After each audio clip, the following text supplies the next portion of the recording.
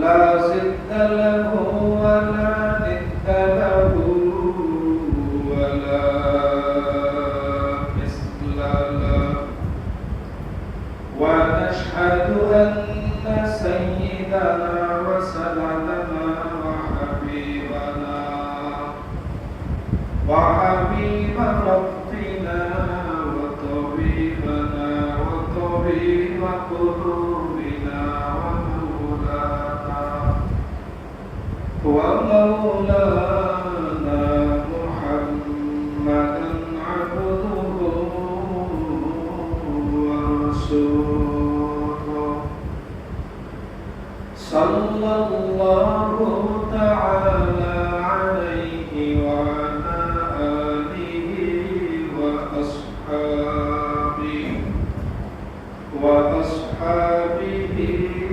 وبارك وسلم تسليما كثيرا كثيرا أما بعد فقد قال الله تبارك وتعالى في كلامه المجيد وفي فرقانه الحميد وبعد فأعوذ بالله من الشيطان الرجيم بسم الله الرحمن الرحيم يا أيها الذين آمنوا اتقوا الله ولتنظر نفس ما قدمت لغد واتقوا الله إن الله خبير بما تعملون ولا تكونوا كالذين نسوا الله فأنساهم أنفسهم أولئك هم الفاسقون لا يستوي أصحاب النار وأصحاب الجنة أصحاب الجنة هم الفائزون صدق الله مولانا العظيم وقال رسول الله صلى الله عليه وسلم حب الدنيا رأس كل خطيئة أو كما قال النبي عليه الصلاة والسلام প্রত্যেকে মহব্বতে দরুদ শরীফ বলি আল্লাহুম্মা সাল্লি আলা মুহাম্মাদিন ওয়া আলা আলি মুহাম্মাদ কামা সাল্লাইতা আলা ইব্রাহিম ওয়া আলা আলি ইব্রাহিম ইন্নাকা হামিদুম মাজিদ আল্লাহুম্মা বারিক আলা মুহাম্মাদিন ওয়া আলা আলি মুহাম্মাদ كما باركت على إبراهيم وعلى آل إبراهيم إنك حميد مجيد محمد की निशाना रखो भाई दिल में हमेशा मोहम्मद की निशाना रखो भाई दिल में हमेशा ताकि शबी मर्दे कमल उम्मत मुस्तफा ताकि शबी मर्दे कमल उम्मत मुस्तफा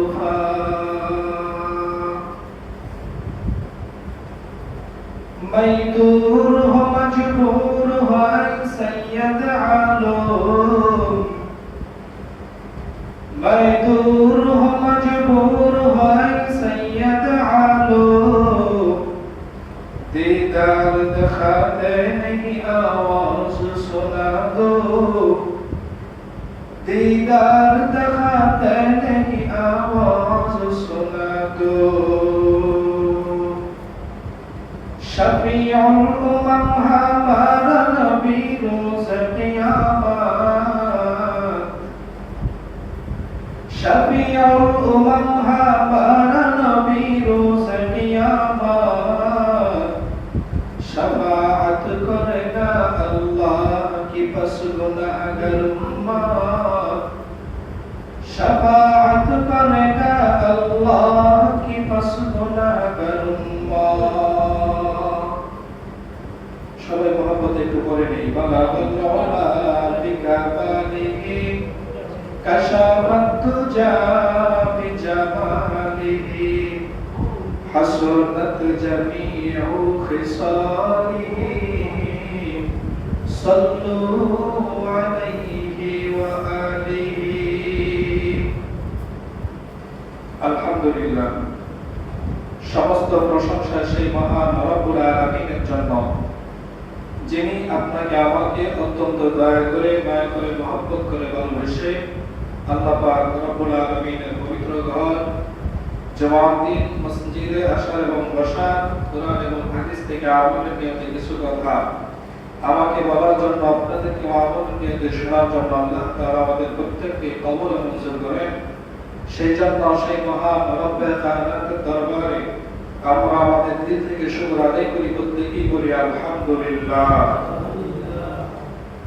আল্লাহ পাক রব্বুল আলামিন বলেন যে বান্দা নিয়ামত পাওয়ার পরে নিয়ামতের শুকর আদায় করবে আল্লাহ তাআলা বেশি করে নিয়ামত বাড়ায় দিবেন চিল্লায়ে বলেন সুবহানাল্লাহ একবার যদি কেউ সুবহানাল্লাহ বলে নবীজি বলেন আল্লাহ পাক তার জন্য জান্নাতের ভিতরে একটা ফলের গাছ রোপণ করে দেয় সুবহানাল্লাহ এই যে আরেকবার বলছেন আল্লাহ জান্নাতে আরেকটা ফলের গাছ লাগায় দিয়েছেন সুবহানাল্লাহ এই একটা গাছ এটা কি দুনিয়ার এই যে আমরা যে গাছগুলো দেখি এই গাছগুলোর মতো কি বলেন নবীজি বলেন দুনিয়ার গাছ যেরকম সিস্টেমে আমরা দেখি জান্নাতের গাছ এর বিপরীত সুবহানাল্লাহ বলেন কেমন বিপরীত দুনিয়াতে যে গাছগুলোর শিকড় কোথায় সবাই জবাব দেন শিকড় কোথায় মাটির নিচে জান্নাতের ভিতরে আল্লাহ তাআলা যে গাছ লাগাইছেন সেই গাছের শিকড় থাকবে উপর থেকে সুবহানাল্লাহ বলবেন না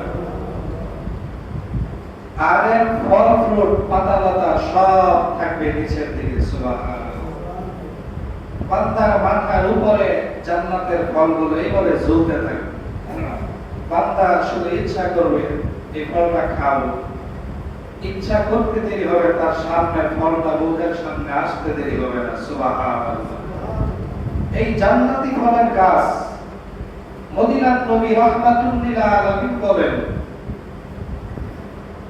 যে জান্নাতের ফলের গাছটা আল্লাহ তাআলা দিবেন এই জান্নাতি ফলের গাছটা কত বড় হবে দৈর্ঘ্য আর প্রস্থ কতটুকু বড়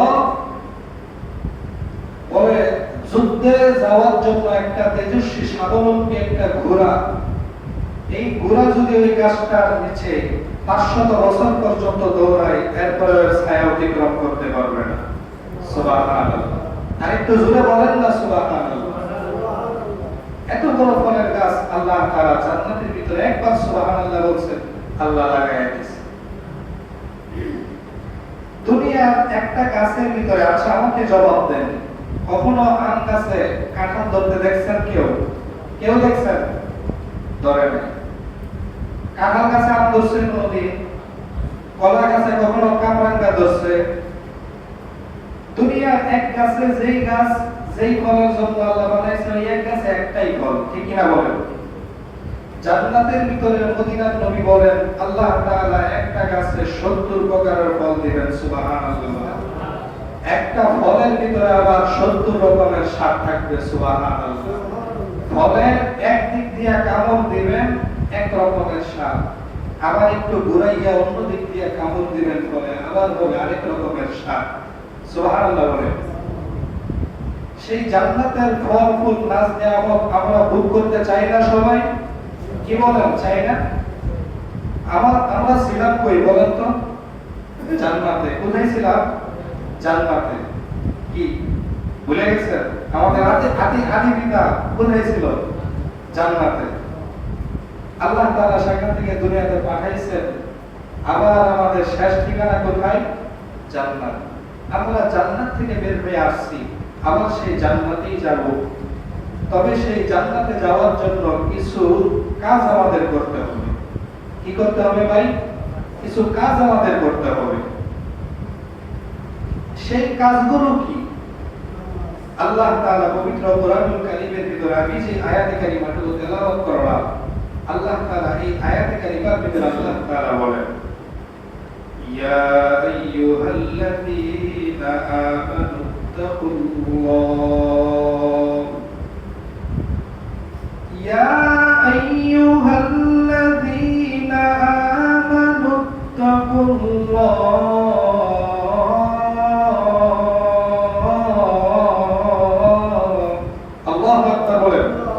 আল্লাহর কোরআনুল কারীম যখন শুনবেন, এরপরে আল্লাহু আকবার বলবেন।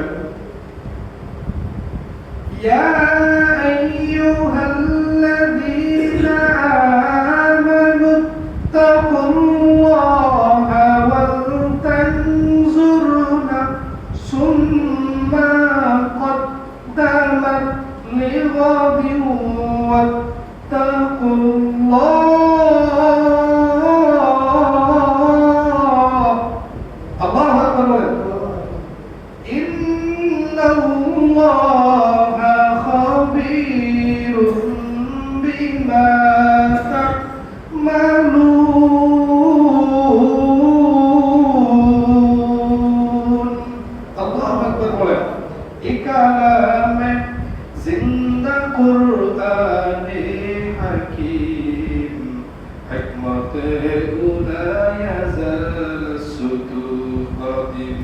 جميع العلم في القرآن حكيم تقاصدت عنه أفهام الرجال وها قرآن كلام الله بشر قديم أستي نعينه الله القرآن الغشنا আল্লাহ পাক বলেন, ইয়া আইয়ুহাল্লাযীনা আমানু তাকুল্লাহ, হে ঈমানদারের দল, ইত্তাকুল্লাহ, আমি আল্লাহকে ভয় কর, আমি আল্লাহকে ভয় করো। ইয়া আইয়ুহাল্লাযীনা আমানু তাকুল্লাহ, আল্লাহ তাআলা ঈমানদারদেরকে ডাক দিয়ে বলেন, হে ঈমানদাররা, ইত্তাকুল্লাহ, আমি আল্লাহকে ভয় করো। বলেন, কাকে ভয় করব? আমরা আল্লাহকে ভয় করব। এরপর আল্লাহ তাআলা বলেন, ওয়াল তানজুর নাফসুম মা কদ্দামাত লিগাদ, হে দুনিয়ার মানুষ, একটু ভেবে চিন্তা কাজ করো, একটু লক্ষ্য করো সবাই। আল্লাহ পাক বলেন, ওয়াল তানজুর, তোমরা একটু লক্ষ্য করো, নাফসুম মা, প্রত্যেকে তোমরা একটু চিন্তা করো, মা কদ্দামাত লিগাদ, তোমরা আগামী কালের জন্য কি তোমরা রেখেছো, আগামী কালের জন্য তোমরা কি রেখেছো। এখন আমাদের যৌবন বয়স, সামান্য একটা এক্সাম্পল দিই, উদাহরণস্বরূপ, মানুষ দুনিয়াতে কামাই রুজি করে কি বুড়ো বয়সে না যৌবন বয়সে? যৌবন বয়সে, ঠিক কিনা বলেন? যৌবন বয়সে কামাই রুজি রোজগার করে, কারণ বুড়ো বয়সের জন্য সে আর কামাই রুজি রোজগার করতে পারবে না। যৌবন বয়সে কিছু কামাই রুজি রোজগার করার পর সে কিছু সেখান থেকে খরচ করিয়া নিজের পরিবার চালায়, নিজে চলে, আবার কিছু সঞ্চয় করিয়া রাখে, যাতে করে বৃদ্ধ হওয়ার সময় তার কোনো কাজকর্ম সে করতে পারবে না। একটা সময় আল্লাহর দেওয়া শক্তি তার দেহ থেকে চলে যাবে, সে যখন বৃদ্ধ হয়ে যাবে, সেই সময় যেন সে একটু ভালোভাবে চলে ফিরে দুনিয়ার জমিন থেকে যাইতে পারে, একটু ভালোভাবে খাইতে পারে, শেষ বয়সটা যেন তার আরামে কাটে। সেই জন্য যৌবন বয়সে কামাই করিয়া কিছু অর্থ, কিছু টাকা পয়সা, কিছু সম্পদ জমা করিয়া রাখে। কথা ঠিক কিনা বলেন? আরে মুসলমান নবীর উম্মত, আল্লাহ পাক রব্বুল আলামিন বলেন ওয়াল তানজুর নাফসুন, তোমরা প্রত্যেকে লক্ষ্য করো মা কদ্দামাত লিগাদ, আগামী কালের জন্য তোমরা কি রেখেছো, আগামী কালের জন্য তোমরা কি সঞ্চয় করেছো, কি জমা তোমরা করেছো। দুনিয়ার জমিনে যৌবন বয়সে কামাই করিয়া টাকা পয়সা দিয়া যদিও শেষ বয়সটা পার করতে পারবেন, আল্লাহ তাআলা এইখানে বুঝাইতে চান যে দুনিয়ার মানুষ, আমি আল্লাহর দেওয়া শক্তি পাইনি, সবকিছু পাওয়ার পর দুনিয়ার সামান্য সময় ৬০-৭০ বছরের জিন্দেগিটাকে পার করার জন্য যৌবন বয়সে মাথার ঘাম পায়ে ফেলাইতেছো। সব অর্জন তুমি করিয়া তোমার শেষ বয়সের জন্য জমা করে রাখতেছো। সেই শেষ বয়সটা পার হওয়ার পর তোমার যে একটা জিন্দেগি শুরু হয়ে যাবে, আখিরাতের জিন্দেগি, সেই জিন্দেগির জন্য তুমি কি সঞ্চয় করেছো, জমা করেছো। আল্লাহ তাআলা এই আয়াতে কারিমার ভিতরে আখিরাতের কথা বলেন। দুনিয়াতে তো টাকা যার আছে, ক্ষমতা যার আছে, সম্পত্তি যার আছে, তার এই চেয়ার আছে। যার টাকা নাই, পয়সা নাই, ক্ষমতা নাই, সম্পত্তি নাই, তার জন্য এই চেয়ার নাই। আখিরাতে বন্ধু আমার, আখিরাতে টাকা পয়সা দিয়ে কারো ভাগ্য বদল হবে না। আখিরাতে টাকা পয়সা দিয়া, ক্ষমতার আধিপত্য দিয়া কারো ভাগ্য নির্ণয় করা হবে না। এরে মুসলমান নবীর উম্মত, আখিরাতের ভিতরে যদি তুমি ভালো থাকতে চাও, ভালো পজিশন যদি তুমি পেতে চাও, আখিরাতের মধ্যে যদি তুমি ভালো পজিশন যদি পাইতে চাও, আল্লাহ পাক রব্বুল আলামিন বলেন বান্দা নেক আমল ছাড়া কোনো উপায় নাই। তোমার নেক আমল লাগবে। দুনিয়ার জমিনে টাকা দিয়ে তুমি তোমার সময়টুকু পার করতে পারবা। চেয়ার বৃদ্ধ বয়সে যদি তোমার টাকা থাকে, ক্ষমতা থাকে, সম্পদ থাকে, তুমি সর্বোচ্চ আসনে তুমি বসতে পারবা। কিন্তু মরণের পরে বন্ধু, তোমার নেক আমলের মাধ্যমে তোমার অবস্থান নির্ণয় করা হবে। যার নেক আমল বেশি হবে তার অবস্থান তত ভালো, যার আমল নেক আমল বেশি তার অবস্থান তত উপরে, আর যার যত নেক আমল কম তার অবস্থান হবে তত নিচে। এই জন্য আল্লাহ পাক রব্বুল আলামিন বলেন ইয়া আইয়ুহাল্লাযীনা আমানুত্তাকুল্লাহ, হে ঈমানদারের দল, আমি আল্লাহকে ভয় করো। ওয়াল তানজুর নাফসুম মা কদ্দামাত লিগাদ, এরপরে আল্লাহ তাআলা বলেন তোমরা সবাই লক্ষ্য করো, খেয়াল করো, আগামী কালের জন্য, কিয়ামতের দিনের জন্য তোমরা কি সঞ্চয় করেছো, কি জমা করেছো। এরপরে আল্লাহ তাআলা বলেন লিগাদি ওয়াত্তাকুল্লাহ, এরপরে আল্লাহ তাআলা আবার বলেন আমি আল্লাহকে ভয় কর। আল্লাহ বারবার, আল্লাহ কুরআনুল কারীমের ভিতরে আল্লাহ বারবার বলেন আমি আল্লাহকে ভয় কর, ভয় কর। এরে মুসলমান, আল্লাহ তো ভয়ঙ্কর নয়, আল্লাহ হলেন দয়ালু, তবে আল্লাহর আযাব বড় ভয়ঙ্কর। এরে মুসলমান নবীর উম্মত, কিয়ামতের দিন যেদিন হযরত ইসরাফিল আলাইহিস সালাতু ওয়াস সালাম সিংহায় ফু দিবেন, ইয়া আইয়ুহান নাসু তাকু রাব্বাকুম ইন্না যালজালাতাস সাআতি শাইউন আযীম ইয়াওমা তারাউনাহা তাযহালু কুল্লু মুরদিআতিন আম্মা আরদাআত ওয়া তাদাউ কুল্লু যাতি হামলিন হামলাহা ওয়া তারান নাসা সুকারা ওয়া মা হুম বিসুকারা ওয়ালাকিন্না আযাবাল্লাহি শাদীদ। আরে মুসলমান নবীর উম্মত, কিয়ামতের ভয়াবহতা বড়ই কঠিন। হযরত ইসরাফিল আলাইহিস সালাতু ওয়াস সালাম যখন সিংহায় ফু দিবে, তামাম দুনিয়ার মানুষ বেকারার হয়ে যাবে। দুগ্ধ পানকারী শিশু মায়ের কোল থেকে পড়ে যাবে, মা টের পাবে না। গর্ভবতী মহিলা ইসরাফিলের সিংহায় তার প্রসব হয়ে যাবে, তার ডেলিভারি হয়ে যাবে, মা খুঁজে পাবে না, টের পাবে না। আরে আল্লাহর বান্দা নবীর উম্মত, ইসরাফিলের সিংহার এত ভয়ঙ্কর হবে, মানুষ পাগল পারা বেকারার হয়ে থাকবে, হেলতে থাকবে, দুলতে থাকবে, মানুষ মনে করবে মনে হয় নেশা করেছে। আরে আল্লাহর বান্দা নবীর উম্মত, আসলে তারা কেউ নেশা করে নাই। আল্লাহর আযাব বড় কঠিন, আল্লাহর আযাব বড় ভয়ঙ্কর। আল্লাহর আযাব ইসরাফিলের সিংহায় এত পরিমাণ বিকট আওয়াজ হবে। আল্লাহ পাকের কঠিন এই ভয়াবহতার মধ্যে মানুষগুলো এমনিতেই পাগল পারা হয়ে যাবে, হেলতে থাকবে, দুলতে থাকবে। আরে আল্লাহর বান্দা নবীর উম্মতের দল, আল্লাহ ভয়ঙ্কর নয়, তবে আল্লাহর আযাব বড় ভয়ঙ্কর। আল্লাহ পাক এরপরে বলেন, ইন্নাল্লাহা খাবীরুম বিমা তা'মালুন।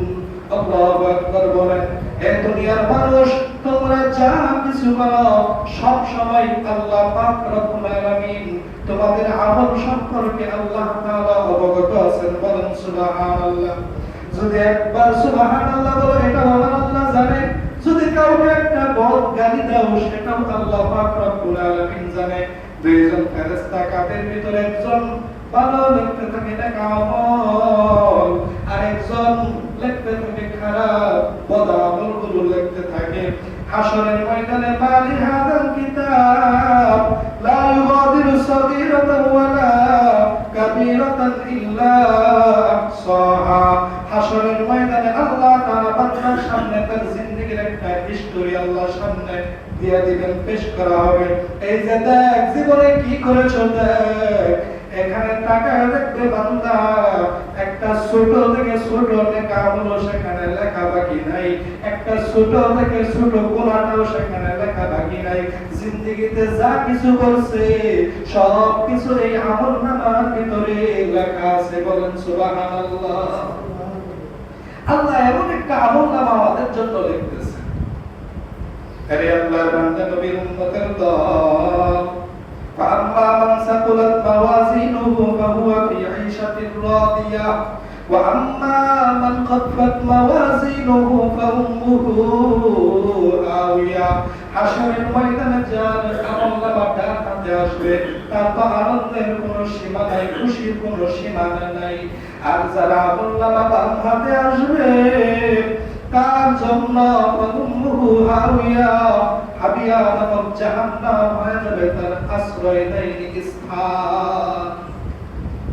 এই জন্য আল্লাহ পাক রব্বুল আলামিন বলেন, বান্দা ওয়ালা তাকুনু কাল্লাযীনা নাসুল্লাহ ফাআনসাহুম আনফুসাহুম উলাইকা হুমুল ফাসিকুন।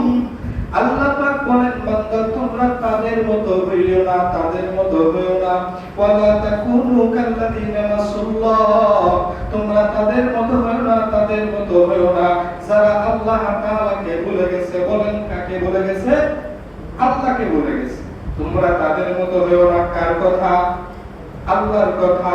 আল্লাহ পাক বলেন, তোমরা তাদের মতো হইও না যারা আমি আল্লাহকে ভুলে গেছে, যারা আল্লাহকে ভুলে গেছে। আল্লাহ পাক বলেন, ফানসাহুম আনফুসাহুম, আমি আল্লাহ নিজেই তাদেরকে ভুলাইয়া দিছি। যারা আল্লাহকে ভুলে গেছে, আমি আল্লাহ তাদেরকে নিজেদেরকে আমি আল্লাহ ভুলাইয়া দিছি। কেমন ভুলাইয়া দিছি?